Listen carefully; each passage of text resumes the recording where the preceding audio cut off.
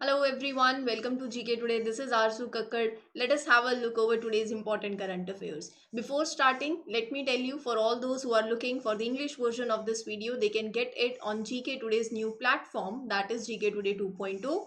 The link is given in the description box. शुरू करते हैं आज के सेशन को। पहला क्वेश्चन शुरू करने से पहले ये बता देती हूँ कि ये जो क्वेश्चंस हैं ये पार्ट हैं जीके टुडे की डेली 20 एमसीक्यू सीरीज के, जो कि जीके टुडे के एंड्रॉयड एप्लीकेशन ऐप पर आपको मिल जाएंगे। ऐप को इंस्टॉल कर सकते हो। वहां पर every month more than 500 plus questions होते हैं। कैटेगरी वाइज क्वेश्चंस भी अवेलेबल हैं, तो काफ़ी कुछ है। इंस्टॉल करिए, फिर पता भी चल जाएगा इससे ज़्यादा। ठीक है, चलिए अब यहाँ शुरू करते हैं आपके पहले क्वेश्चन को। क्या कहता है पहला क्वेश्चन? पढ़ लिया आप सबने? पहला क्वेश्चन है, sustainable infrastructure toward a connected world is a theme of which blocks annual meeting.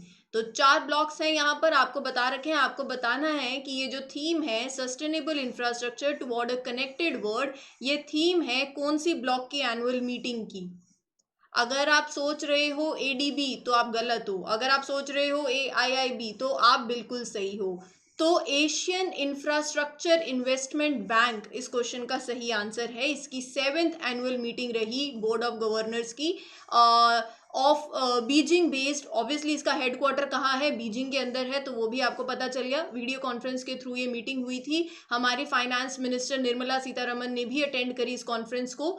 इस बैंक के बारे में अगर बात करूं, एआईआईबी के बारे में बात करूं, तो इंडिया इस बैंक का फाउंडिंग मेंबर है। ठीक है, काफी कुछ इसके बारे में बताऊंगी, क्योंकि शेयर होल्डिंग की बात अगर बात आ जाए, कब ये बैंक बना, क्या पर्पस है इस बैंक का। उससे पहले थीम याद कर लो आप सब, sustainable infrastructure toward a connected world. ये इस बैंक की ये जो एनुअल मीटिंग हुई वो उस मीटिंग की ये थीम रही इस साल। ठीक है, इस बैंक के बारे में बात करूं तो ये एक मल्टीलेटरल बैंक है जिसका पर्पस है, जिसका मिशन है एशिया और बियॉन्ड सोशल इकोनॉमिक कंडीशंस को, आउटकम्स को इम्प्रूव करना। तो इसमें मोर देन 100 मेंबर्स हैं, 105 मेंबर्स हैं करंटली। हेडक्वार्टर बीजिंग में है। इसने अपनी जो ऑपरेशन है वो शुरू किए 2016 में, जनवरी में। चाइना का सबसे बड़ा शेयर है, लार्जेस्ट शेयर होल्डर है चाइना यहाँ पर। और उसके बाद इंडिया है। वोटिंग शेयर्स भी उस हिसाब से हैं, तो China is the largest share holder with 26.61% voting shares in the bank. उसके बाद इंडिया 7.6%, फिर रशिया, फिर जर्मनी। ठीक है, तो ये कुछ इंपॉर्टेंट बातें थी इस बैंक को लेकर। अब चलते हैं आपके अगले क्वेश्चन की तरफ। एक बाइलेटरल एक्सरसाइज है जिसका नाम है सिम्बेक्स। एक मैरीटाइम बाइलेटरल एक्सरसाइज है। क्वेश्चन कह रहा है ये एक्सरसाइज होती है, एक तरफ तो इंडिया है, दूसरी तरफ कौन सी कंट्री है? श्रीलंका नहीं है, स्वीडन नहीं है, स्विट्जरलैंड भी नहीं है। ऑप्शन डी सिंगापुर इस क्वेश्चन का सही आंसर है। तो सिंगापुर और इंडिया के बीच में ये बाइलेटरल एक्सरसाइज होती है जिसका नाम क्या है? सिम्बेक्स। तो कहाँ पर हुई?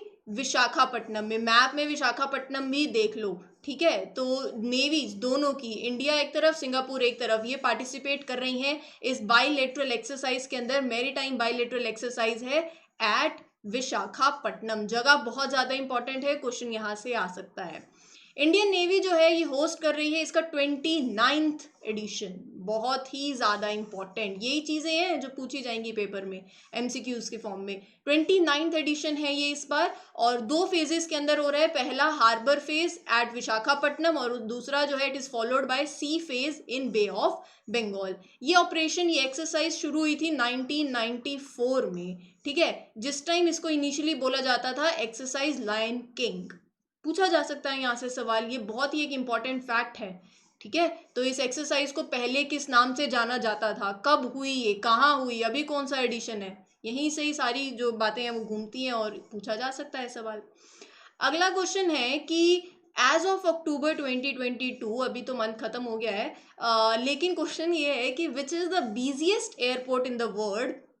क्या लगता है कौन सा बिजिएस्ट एयरपोर्ट है वर्ल्ड में as per aviation analytics company official airline guide? तो ज़्यादा कुछ मतलब बी सी डी ऑप्शन पे जाओ ही मत। हैट्सफील्ड जैक्सन एटलांटा इंटरनेशनल एयरपोर्ट, ये एयरपोर्ट बिजिएस्ट एयरपोर्ट है विश्व भर के अंदर में से। इंदिरा गांधी सोच रहे थे अगर इंदिरा गांधी इंटरनेशनल एयरपोर्ट दिल्ली, तो वो 10th बिजिएस्ट एयरपोर्ट है बेस्ड ऑन उसकी frequency of flights, carrying capacity आप बोल सकते हो, सीट कैपेसिटी बोल सकते हो, ठीक है। तो दिल्ली एयरपोर्ट जो है पहले उसने अपनी पोजीशन जो है वो इम्प्रूव भी करी है, बिजिएस्ट बता दिया। अगर पूछ लिया जाए कि भैया सेकंड नंबर पर बता दो, तो वो है दुबई इंटरनेशनल, ठीक है। उसके बाद टोक्यो इंटरनेशनल एयरपोर्ट, तो पहले दूसरा तीसरा, और इंडिया वाला जो है अपना इंदिरा गांधी इंटरनेशनल एयरपोर्ट वो 10th बिजिएस्ट एयरपोर्ट है, ठीक है। चलिए, बहुत ही इंपॉर्टेंट सवाल है। Terai elephant reserve has been approved to be set up in which state? बताइए। इंडिया का 33rd एलिफेंट रिजर्व होगा ये। यूपी का, ओ आंसर पता चल गया, यूपी का सेकंड। तो बताओ अब, क्या ही बताना, अब तो आंसर पता चल गया। उत्तर प्रदेश इस क्वेश्चन का सही आंसर है। Uttar Pradesh has been approved to set up this Terai elephant reserve, ठीक है। तो ये उत्तर प्रदेश देख रहे हो आप थोड़ा सा मैप में, मैं इसमें थोड़ा सा आपको बताती हूँ, कुछ जगहें जो है वो लोकेट कराती हूँ ताकि आप उसको आसानी से जान पाओ कहाँ पे है। देखो यहाँ पर जब आप एक एलिफेंट रिजर्व बना रहे हो तो उसमें कुछ कुछ टाइगर रिजर्व हो गए, वाइल्ड लाइफ सेंचुरी हो गई, तो उसका एरिया जो है वो इंक्लूडेड है इसके अंदर। जैसे यहाँ पर सबने वो national park wild life sanctuary की वीडियोस देखी होंगी, यहाँ पिलीभित टाइगर रिजर्व है, ठीक है। उसी के नीचे यहाँ पर अगर देखोगे तो दुधवा टाइगर रिजर्व है, ठीक है। फिर यहाँ पर अगर थोड़ा सा और नीचे चले जाओगे तो यहाँ आपको किशनपुर वाइल्ड लाइफ सेंचुरी मिलेगी, और यहाँ पर ये जगह जो है यहाँ पर एक कतरनिया घाट वाइल्ड लाइफ सेंचुरी भी है। तो सबका थोड़ा एरिया इंक्लूड करके ये एलिफेंट रिजर्व जो है ये बेसिकली इसको अप्रूवल मिला है, जिसका नाम है तेरई एलिफेंट रिजर्व। जैसे कि मैंने बताया ये 33rd एलिफेंट रिजर्व है इंडिया के अंदर, तो 32nd कौन सा है वो भी पूछा जा सकता है। तो अगस्तमलई तमिलनाडु के अंदर वो होगा आपका 32nd, ठीक है। तो ये कुछ चीजें हैं जो आपको ध्यान में रखनी है। पहला एलिफेंट रिजर्व जो है उत्तर प्रदेश के अंदर वो है, first elephant reserve in Uttar Pradesh was notified in Shivalik in Saharanpur and Bijnor district 2009 में, ठीक है। तो ये कहाँ पर है Terai elephant reserve? Lakhimpur Kheri district of UP में। एलिफेंट के बारे में थोड़ा सा जान लो बच्चे, ठीक है। अभी सरकार प्रोजेक्ट एलिफेंट, आपको पता होना चाहिए जो प्रोजेक्ट एलिफेंट हमारा है वो कब लॉन्च हुआ था? 1992 में, फेब्रुवरी में, ठीक है। वो भी इसी के रिगार्डिंग ही था, जिसका ऑब्जेक्टिव क्या है? टू प्रोटेक्ट द एलिफेंट्स, उनके हैबिटेट्स को, उनके कॉरिडोर्स को। हैबिटेट लॉस एक बहुत बड़ा इशू है जहाँ पर हम बात करते हैं ह्यूमन एनिमल कन्फ्लिक्ट की, ह्यूमन मैन एनिमल कन्फ्लिक्ट की हम बात करते हैं। इंडियन एलिफेंट के बारे में अगर आपसे पूछ लिया जाए कि इनकी लोकेशन अगर आप बताना चाहो, इंडियन एलिफेंट की बात कर रही हूँ, ये ध्यान में रखना, ठीक है। इंडियन एलिफेंट की बात करूंगी इस टाइम। इंडियन एलिफेंट की लोकेशन अगर पूछी जाए तो वेस्टर्न घाट्स में, सेंट्रल और सदर्न वेस्टर्न घाट्स में, नॉर्थ ईस्ट में काफ़ी पाए जाते हैं, नॉर्दर्न रीजन में जैसे यूपी नेपाल हो गया, उत्तर प्रदेश हो गया। और ये जो एलिफेंट रिजर्व बन भी रहा है तो क्या है, देखो जो माइग्रेशन होती रहती है और रिजर्व जो है नेपाल वाले जो है थोड़े इधर उधर आना जाना लगा रहता है, ठीक है। तो उस चक्कर में भी है। अगर प्रोटेक्शन स्टेटस की बात करूं IUCN की, तो एंडेंजर्ड, ठीक है। वाइल्ड लाइफ प्रोटेक्शन एक्ट में शेड्यूल 1 के अंदर, साइट्स में अपेंडिक्स 1 में, कौन सी स्टेट है वो जहां पर आपको हाईएस्ट नंबर ऑफ एलिफेंट्स देखने को मिलेंगे? हाँ जी, वो है कर्नाटका, उसके बाद असम, और फिर केरला। ये ध्यान में रखना। और अभी लास्ट जो सेंसस हुआ था ना, ये कुछ इंपॉर्टेंट बातें हैं, ध्यान में रख लो। 2 मिनट लग रहे हैं लेकिन सारी फायदेमंद बातें हैं, कहीं से भी सवाल आ सकता है और ये इंपॉर्टेंट भी है। 2017 के सेंसस के हिसाब से अगर मैं एलिफेंट्स की पॉपुलेशन इंडिया के अंदर बात करूं तो वो कितनी पहुंच चुकी है? 27,312 ये नंबर है। It is up to basically about this. तो ये इम्पोर्टेंट है, कुछ चीजें जो पूछी जा सकती हैं, ठीक है। अब चलते हैं आपके अगले क्वेश्चन के ऊपर। कौन सी सिटी है दैट होस्टेड चिंतन शिविर of home ministers of states in 2022? कौन सी सिटी ने होस्ट किया? Which city hosted the Chintan शिविर of home ministers of states in 2022? हाँ जी, फरीदाबाद। यस, ऑप्शन सी इस क्वेश्चन का सही आंसर है, ठीक है। ये जो शिविर है, chief ministers of 8 states, home minister, deputy chief minister of 16 states ने पार्टिसिपेट किया। 2 दिन का था, ब्रेनस्टॉर्मिंग सेशन हो सकता है, आप ऐसे बोल सकते हो इसको। तो इसको चेयर किया गया होम मिनिस्टर के द्वारा, और वीडियो कॉन्फ्रेंसिंग के थ्रू जो prime minister Narendra Modi addressed the Chintan Shivir. Aim क्या था इस सेशन का?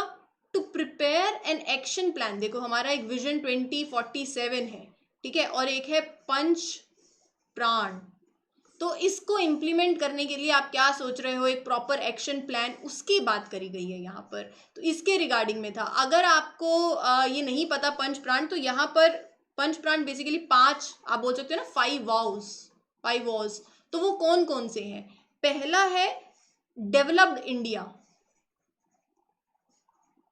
कब? बाय 2047। दूसरा है removing any trace of colonial mindset. तो कोई भी, अगर ऐसा कोई भी ट्रेस है तो बस अब उसको 2047 तक टू रिमूव दैट। और फिर तीसरा, taking pride in our roots, ठीक है। फोर्थ है यूनिटी, किसमें? Among the workers, women's, specially the women's. And fifth is duties and responsibilities of citizens, including PM, including CM. तो ये है 5 वॉज। और अगर बात करूँ 2047 विजन की, तो उस विजन का जो इंपॉर्टेंट पार्ट एक है विजन 2047 का, वो ये है कि एटलीस्ट कम से कम हाफ ऑफ द सिटीजन्स हैं वो आ जाने चाहिए, they should join the rank of global middle class, ठीक है। इसका मतलब क्या है? हाउस होल्ड्स में को better education, better facility, electricity और affordable housing, clean water, health care, ये सब जो है मिलना चाहिए, और they should come into the category, और they should join the class of middle class by 2047, ठीक है। चलिए अगले क्वेश्चन पे चलते हैं। बहुत ही एक अच्छी बात है ये कि एक कंट्री है, पता नहीं कौन सी है, वो आप बताना। वहाँ की क्रिकेट बोर्ड ने रिसेंटली अनाउंस किया है कि चाहे मेन हो चाहे विमेन क्रिकेट प्लेयर्स हो, they will have equal pay. तो वो कौन सी कंट्री है, क्या लगता है? अपना इंडिया? बताइए। India? Absolutely correct. Option B इस क्वेश्चन का सही आंसर है। तो बीसीसीआई ने, board of control for cricket in India ने अनाउंस किया है equal match fees men and women cricketer players के लिए इंडिया के अंदर। बहुत ही एक अच्छा स्टेप है। जब हम बात करते हैं जेंडर गैप की, उस जेंडर डिस्क्रिमिनेशन का एक पहला बहुत बड़ा स्टेप, ताकि आप उसको टैकल कर पाएं। अब से जो विमेन प्लेयर्स हैं, they will now get ₹15 lakh per test match, 6 lakh for one day international and ₹3 lakh for T20 international. क्या इंडिया ये ऐसा करने वाला पहला कंट्री है? नहीं, इंडिया सेकंड कंट्री है in the international cricket to implement equal pay. तो पहली भी कोई कंट्री होगी? बिल्कुल है। जुलाई 2022 में न्यूजीलैंड पहली कंट्री बनी थी इसको इम्प्लीमेंट करने के लिए, पे पैरिटी लाने के लिए क्रिकेटर्स में। तो इंडिया सेकंड नंबर पे है, ये आपको याद में रखना है, ठीक है। चलो अगला क्वेश्चन। कौन सी स्टेट ने रिसेंटली अचीव किया है 100% tap water connections in rural areas under Jal Jeevan mission? हाँ जी, तो वो कौन सी स्टेट है जिसने रिसेंटली अचीव किया 100% tap water connections in the rural areas under Jal Jeevan mission? So the name of the state is Gujarat. Option B. Jal Jeevan mission के बारे में सबने सुना होगा, जो कि मिशन लॉन्च किया गया था प्राइम मिनिस्टर ने 2019 में। टारगेट क्या था? टारगेट है to make available 15 litres of water per person every day. बहुत ही इंपॉर्टेंट है ये जो मैं बोल रही हूँ धीरे धीरे, क्योंकि आपके माइंड में फिक्स हो जाना चाहिए। 55 litres of water per person every day available कराना हर रूरल हाउस होल्ड को टैप कनेक्शंस के थ्रू 2024 तक, ये है एजेंडा, ये है टारगेट। कब हुआ था? 2019 में मिशन आया। कोई मिनिस्ट्री है? बिल्कुल है, जल शक्ति मिनिस्ट्री के अंदर आता है ये। अभी गुजरात की गवर्नमेंट ने 100% tap water connection rural area में अचीव कर लिया। क्या गुजरात पहली ऐसी स्टेट है? नहीं, इससे पहले Haryana, Goa, Telangana, Dadar and Nagar Haveli, Daman and Diu, Puducherry, Andaman and Nicobar, they have achieved this 100% tap water in house holds. ठीक है जी। अब चलते हैं आपके अगले क्वेश्चन के ऊपर। अगला क्वेश्चन है शौर्य दिवस के ऊपर। शौर्य दिवस सेलिब्रेट किया जाता है इंडिया के अंदर कब? बताओ। हाँ जी, 27 अक्टूबर। ऑप्शन बी लग रहा है किसी को? ऑप्शन बी 27 अक्टूबर इस क्वेश्चन का सही आंसर है। शौर्य दिवस सेलिब्रेट किया गया श्रीनगर के अंदर इस साल, जम्मू एंड कश्मीर में। कब? 27 अक्टूबर को। ये दिन क्यों होता है, क्या किस लिए होता है? इस दिन बेसिकली ये जो दिन है, it aims to commemorate 75th year of the air landed operations. जब इंडिया पाकिस्तान के बीच जब युद्ध हुआ था तो वहां पर अब जो है 75 साल हो गए हैं। The day aims to commemorate this time the 75th year, जब बुडगाम एयरपोर्ट के अंदर जो हमने एयर लैंड ऑपरेशन किया उसको। तो 27 अक्टूबर को बडगाम जो एयरपोर्ट है वहां पर इंडियन एयरफोर्स की अगर मैं बात करूं तो उन्होंने एक लैंडिंग ऑपरेशन किया, उसको 75 साल पूरे हो गए। और इस दिन इंडियन इन्फेंट्री डे भी हम सेलिब्रेट करते हैं। देखो 26 अक्टूबर 1947 में इंस्ट्रूमेंट ऑफ एक्सेशन जो है वो साइन हुआ था। 27 अक्टूबर को पाकिस्तानी फोर्सेस को पीछे करने के लिए इंडियन एयरफोर्स जो है वो वहां पर आई थी और लैंड किया उन्होंने और इविक्ट किया पाकिस्तानी फोर्सेस को फ्रॉम जम्मू एंड कश्मीर। तो 27 अक्टूबर को सेलिब्रेट किया जाता है इन्फेंट्री डे के लिए भी ऑन एवरी ईयर 27 अक्टूबर। शौर्य दिवस जो है तो इसी के रिगार्डिंग में है, श्रीनगर के अंदर हमने सेलिब्रेट किया। ठीक है, जम्मू एंड कश्मीर में। अगला क्वेश्चन है G20 पे कौन सी कंट्री जो है वो होल्ड कर रही है द प्रेसिडेंसी ऑफ G20 इन 2022? बताइए। Which country holds the presidency of G20 इन 2022? क्या लगता है? हाँ जी, इंडोनेशिया। तो अगर इंडोनेशिया सोच रहे हो तो बिल्कुल सही है, ऑप्शन सी इस क्वेश्चन का सही आंसर है। इंडियन यूनियन हेल्थ मिनिस्टर ने पार्टिसिपेट किया G20 second G20 health ministry meet के अंदर इंडोनेशिया बाली में। पर्पस क्या था? हेल्थ सेक्टर प्रायोरिटी है, उस पर और आगे कैसे काम करना है, बिल्डिंग ग्लोबल हेल्थ रिजिलियंस, इस पर डिस्कस किया। G20 कब बना? 1999 में। ठीक है, इंडिया जो है 2023 में, मतलब 1 दिसंबर 2022 से 30 नवंबर 2023 तक India will hold the G20 presidency. बहुत ही इंपॉर्टेंट है, इसको याद में रखना। G20 के मेंबर्स कौन है पूछा जा सकता है। Argentina, Australia, Brazil, Canada, China, France, Germany, India, Indonesia, Italy, Japan, Republic of chorio, Mexico, Russia, Saudi Arabia, south Africa, Turkey, UK, US, EU. ये याद में रख लेना। ये जो मैंने बोल तो दिया है लेकिन ये आपको याद में रखना है। आज की आज चाहे 5 मिनट एक्स्ट्रा लगे आपको इस सेशन के बाद, लेकिन इनको याद जरूर कर लेना, क्वेश्चन पूछा जा सकता है। ठीक है, चलिए अब चलते हैं आपके अगले क्वेश्चन के ऊपर।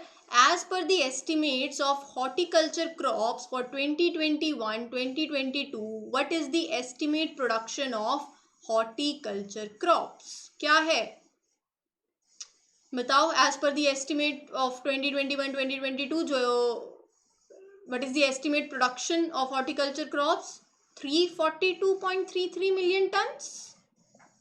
करेक्ट, ऑप्शन सी इस क्वेश्चन का सही आंसर है। 342.33 मिलियन टन्स।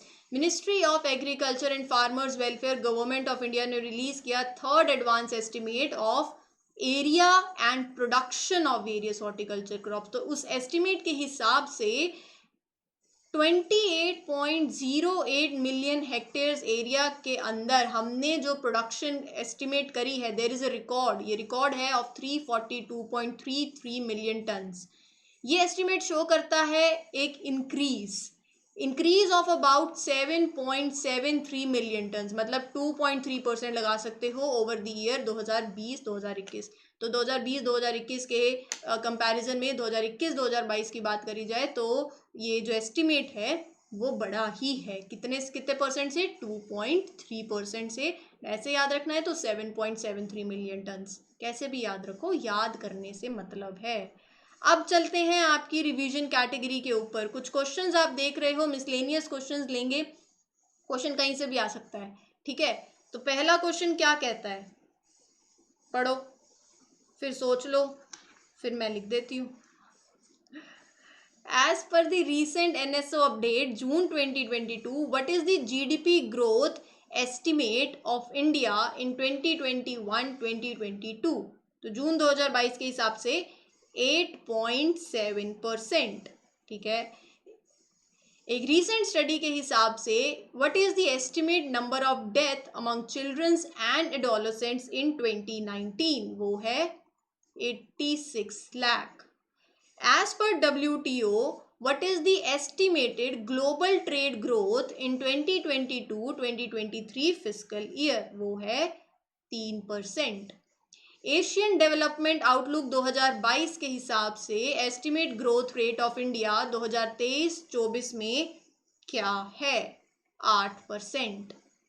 फाइनेंस मिनिस्ट्री के डेटा के हिसाब से what is the estimate amount to be borrowed by India in the first half of 2022-2023, बताइए। चलो ये आप होमवर्क ले लो, ठीक है।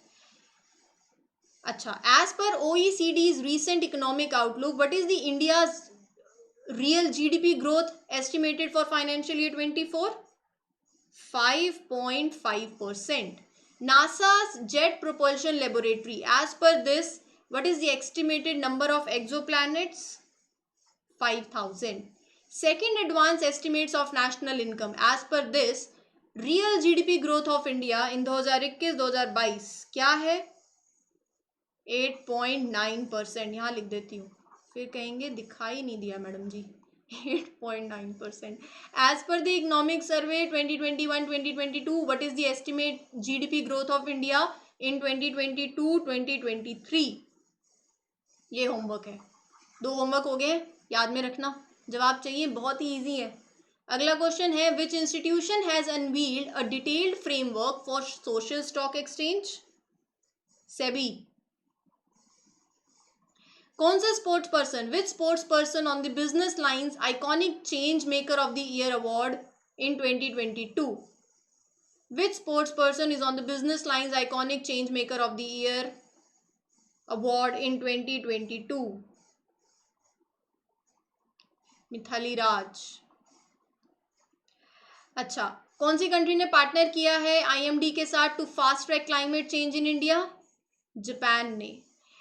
कौन है new MD and CEO of national stock exchange? Ashish Chauhan.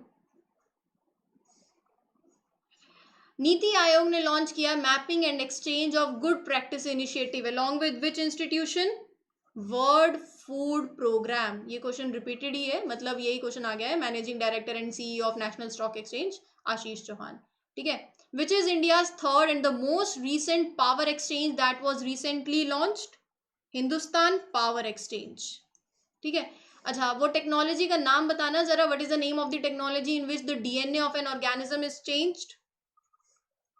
Genome editing, ठीक है। National behaviour change communication framework for garbage free cities, इसको लॉन्च किया गया अंडर विच स्कीम? स्वच्छ Bharat mission urban. IPCC in its recent assessment report mentioned which Indian city for sustainable transportation? Kolkata, ठीक है। चलो आगे देखो, अगले कुछ क्वेश्चंस हैं, आप पढ़ो। पहला क्वेश्चन क्या है, स्किल इंडिया ने पार्टनर किया है कौन सी टेक्नोलॉजी कंपनी के साथ, किस लिए?